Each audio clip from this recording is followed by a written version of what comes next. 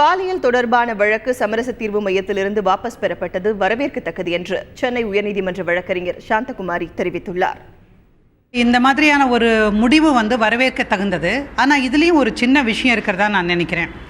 இந்த வழக்கை மீடியேஷனுக்கு அனுப்புனது தவறு அப்படிங்கிறது தான் எங்களுடைய வாதம் முதல்ல இருந்தே. ஏன்னா ஏற்கனவே உச்சநீதிமன்றம் அளித்திருக்கக்கூடிய பல தீர்ப்புகளில் இந்த விஷயம் சுட்டி காட்டப்பட்டிருக்கிறது.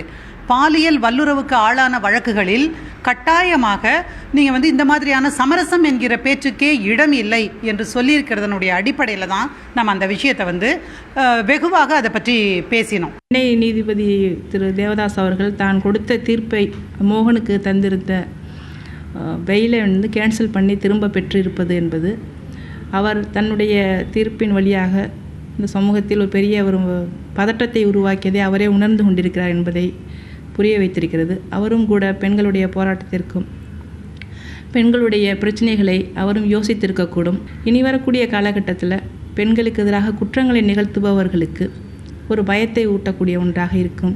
அதுதான் எங்கள் எல்லோருடைய நம்பிக்கை. பெண்களுக்கு எதிரான குற்றங்கள் குறைய வேண்டும் என்பதற்காகத்தான் இத்தனை போராட்டங்களும்